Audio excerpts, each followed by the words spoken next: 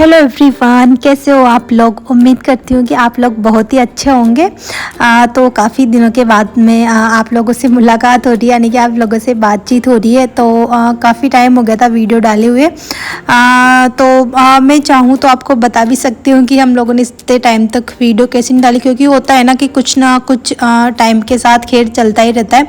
पर मैं नहीं चाहती कि मेरी वीडियो में कुछ भी मैं नेगेटिव वगैरह कुछ ऐसी बातें डालूँ जो कि मुझे भी ना अच्छी लगे और आप लोगों को भी अच्छी ना लगे। तो इस वजह से मैं ऐसा कुछ नहीं बताऊंगी। बस मैं अपनी जो वीडियो थी तो बस उसी से मैं वापस स्टार्ट करूंगी जहां से मैंने वीडियो एंड की थी, यानी कि हम लोग गांव के लिए निकल गए थे और काफ़ी टाइम का लंबा गैप लग गया है, यानी कि 15-20 दिन का गैप लग गया है। काफ़ी लंबा टाइम हो गया है, मुझे भी पता है। तो सबसे पहले तो मैं आप लोगों से सॉरी बोलूँगी कि आप लोगों ने काफ़ी इंतज़ार किया था मेरी वीडियो का कि दी आप कब वीडियो डालोगे, कब वीडियो डालोगे। तो हम लोग है ना गाँव से निकल गए थे, काफ़ी लेट हम लोग गाँव पहुँचे थे। रात के 9:30 बजे कुछ ऐसे पहुँचे थे।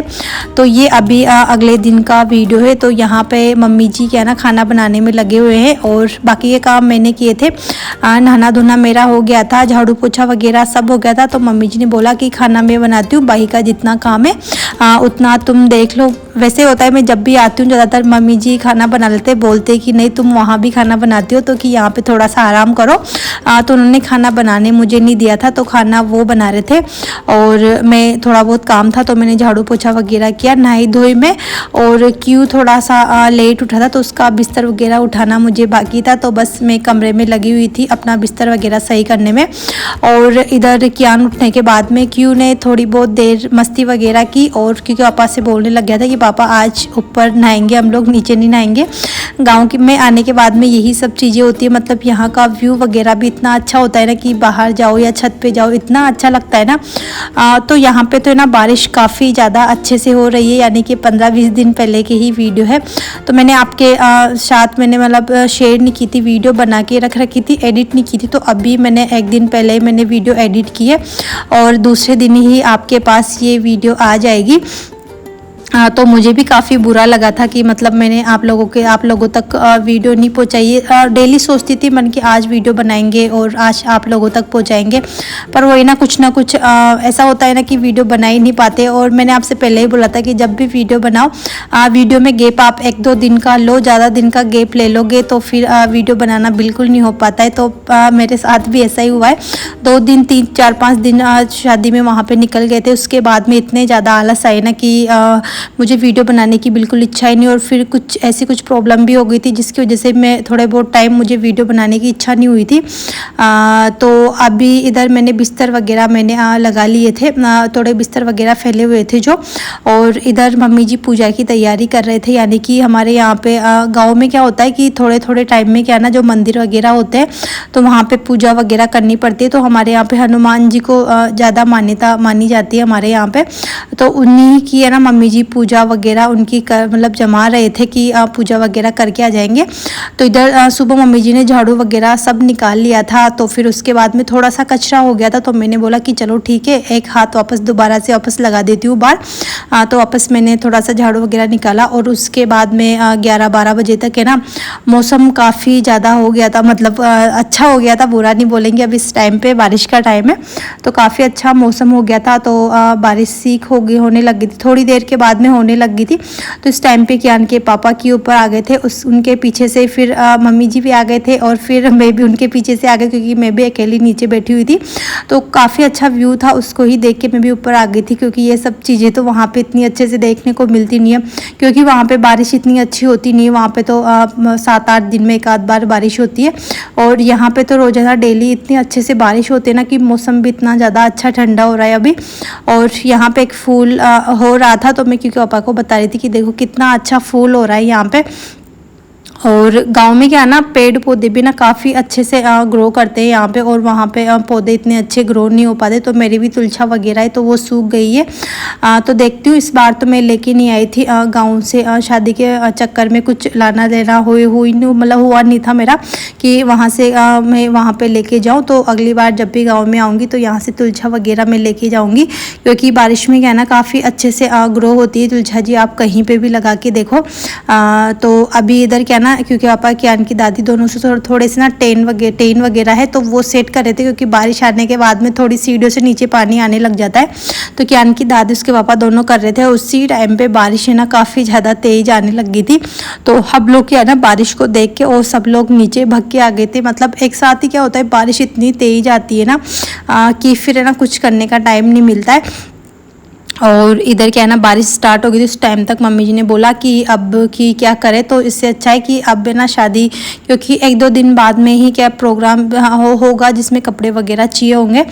तो कल तो दीदी के वहाँ पे बासन रहेंगे और अगले दिन शादी रहेगी। तो मम्मी जी ने बोला कि चलो ठीक है, अभी बारिश हो रही है तो कुछ तो हो नहीं पाएगा, तो जितने भी कपड़े वगैरह है ना तो इनको लाइन से, मतलब जैसे होता है नंबर वाइज वगैरह जमाना करना, तो इस हिसाब से हम इनको रख लेंगे।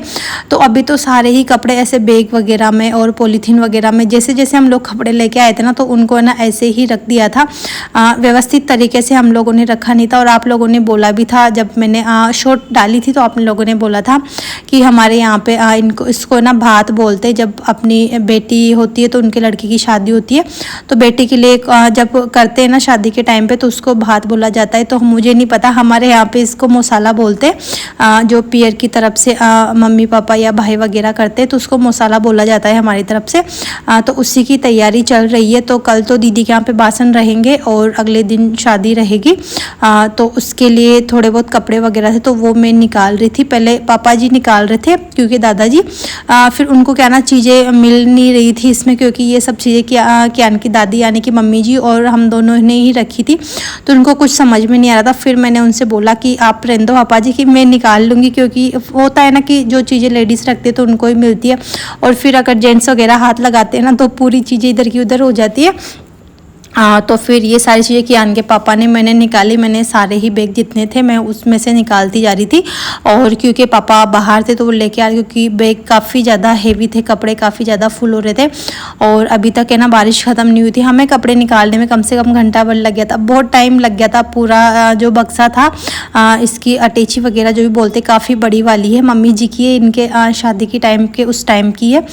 तो इसमें कपड़े वगैरह क्योंकि बेड में है तो बेड में भी रखते हैं। उसके बाद में आपको लोगों को पता है कि गांव में कपड़े बहुत ज़्यादा होते हैं। तो अभी तो वैसे पेरावनी वगैरह के कपड़े थे ना, तो कुछ ज़्यादा ही कपड़े हो रहे थे। तो अभी मैं मम्मी जी को बता रही थी इसमें से क्या क्या निकालना है, क्या क्या नहीं निकालना, क्योंकि कपड़े बहुत सारे थे तो मुझे भी समझ में नहीं आ रहा था। तो होता है ना कि बड़े लोग होते हैं तो उनको चीज़ें अच्छे से चीज़ें पता होती है कि कौन सी चीज़ें किस हिसाब से काम आएगी।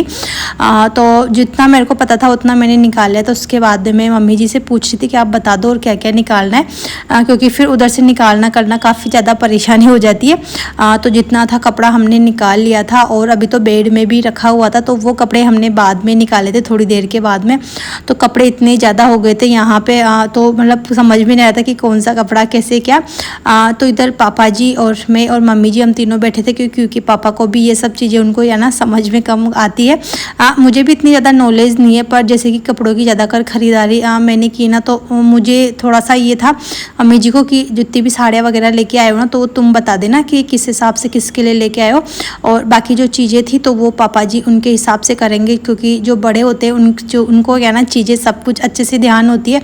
और जब भी कपड़ों का काम होता है ना हमारी तरफ, तो इसको है ना मतलब बिल्कुल परफेक्ट तरीके से करना होता है, क्योंकि कुछ भी चीज़ों के लिए गलती वगैरह हो जाती है तो बोलने करने के लिए काफ़ी ज़्यादा लोग हो जाते हैं, आप लोगों को पता ही है। तो ये सब चीज़ें ना पापा जी मम्मी जी के ऊपर थी।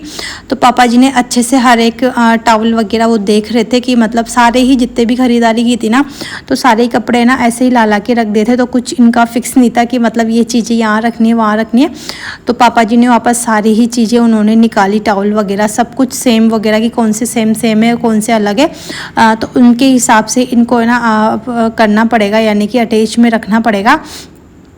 तो वो क्या ना हम लोग खोल के भी दिखा रहे थे पापा जी को कि आप बता दो इनमें से कौन सा किसके लिए जाएगा करेगा।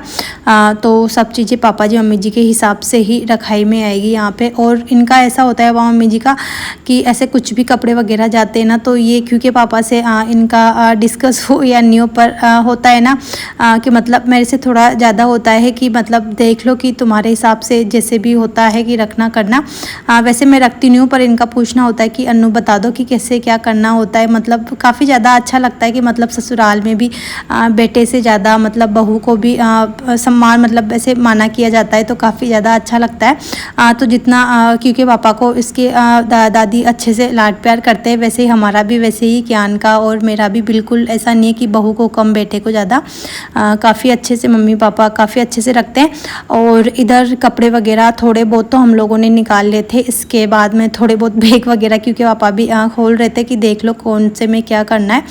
तो इधर साड़ियाँ वगैरह भी हमने निकाल ली थी, सारी बाहर निकाल के रख रहे थे। उसके बाद में जितना भी रहेगा तो नाम वाम लिख के, और फिर उसके बाद में क्योंकि पापा से ही सारे कपड़ों पे नाम वगैरह लिखवाए थे, मैं ऐसा होता है कि नाम लिख के रखते हैं तो चीज़ें अच्छे से हो जाती है कि वहाँ पे देने करने के लिए। तो वो काम क्योंकि पापा करेंगे, क्योंकि वहाँ पे कियान के दादाजी क्योंकि पापा बैठेंगे, तो उनके हिसाब से फिर अभी हम लोग इनको सेट कर देंगे, फिर रखना करना इनके ऊपर ही रहेगा। हाँ, तो इधर है ना आधे कपड़े थे, तो आधे कपड़े हमने रख लिए थे, जैसे कि एक पैराउनी में हमें जैसे कि टॉवल रख दिया, और पैंट शर्ट होते तो वो रखते हैं, साथ में साड़ी पेटीकोट वगैरह ऐसे रखते हैं। इसके बाद में जो सुहाग की चीज़ें रखी जाएगी तो वो चीज़ें रहेगी मम्मी जी का, और मेरा काम रहेगा, क्योंकि इसमें होता है ना कि आदमियों का काम आदमियों को समझ में आता है, औरतों का काम औरतों को समझ में आता है। तो पैराउनी का काम मम्मी पापा जी का था, तो उन्होंने सारे ही करवा दी थी। इसके बाद में फिर मतलब पापा जी, और क्योंकि पापा चले गए थे, फिर मम्मी जी हम दोनों बैठे थे यहाँ पे हमारी दुकान लगा के, यानी कि जो यहाँ पे चूड़े वगैरह थे, और जैसे कि सिंदूर में सुहाग में जो भी चीज़ें रखी जाती है, तो उसके लिए मम्मी जी हम दोनों बैठ गए थे। तो मम्मी जी बताते जा रहे थे कि एक सुहाग में क्या क्या रखना है, तो उसमें सब चीज़ें रखाई में, जैसे कि सिंदूर हो गया, बिंदी हो गई, मेहंदी वगैरह, और जैसे कि चूड़ा वगैरह हो गया, तो काफ़ी सारी चीज़ें होती है, तो बिछुआ वगैरह हो गई, तो सब चीज़ें ही हमने रखी थी सबके सुहाग में। और साथ में जो दीदी के लिए जो किट वगैरह लेके आए थे, तो वो सब भी चीज़ें हम लोगों ने अच्छे से रख दी थी। और बस मम्मी जी हम दोनों बैठे बैठे वही डिस्कस कर रहे थे कि किसके कौन सी चीज़ रखाई में आएगी क्या है, तो मैं सब चीज़ें मम्मी जी से पूछ के कर रही थी।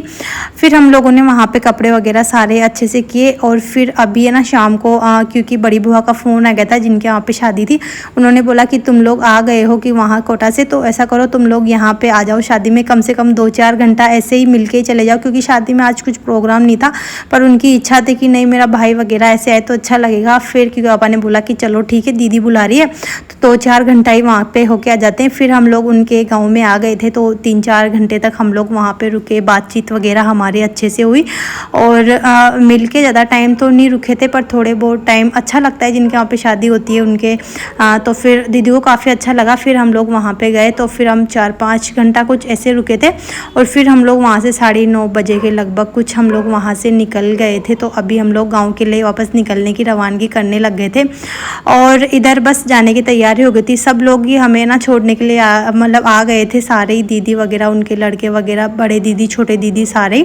तो अभी हम लोग है ना गाँव में जाने की वापस तैयारी करेंगे। इसके बाद की वीडियो मैं अगली वाली वीडियो में डालूंगी, क्योंकि काफ़ी ज़्यादा लॉन्ग वीडियो ये वाली हो जाएगी। और आप लोगों ने मेरी वीडियो का इतना ज़्यादा इंतज़ार किया, और आपने इतने अच्छे अच्छे कमेंट किए कि जल्दी दीदी वीडियो डालो, तो आप लोगों को तहे दिल से काफ़ी ज़्यादा धन्यवाद देना चाहूँगी मैं। और अभी हम लोग बस अब है ना गाँव के लिए निकल जाएंगे। इसके बाद में मैं कोशिश करूँगी कि आप लोगों तक टाइम से टाइम में वीडियो पहुँचाऊँ, और जितना हो सकेगा मैंने शूट किया था उतना ही मैं डाल पाऊँगी इससे आगे का। तो चलो आज की वीडियो का एंड अब मैं यहीं पर करूँगी, और आगे की वीडियो आएगी अगले दिन। मिलते हैं नेक्स्ट वीडियो में, तब तक के लिए बाय बाय, राधे कृष्णा।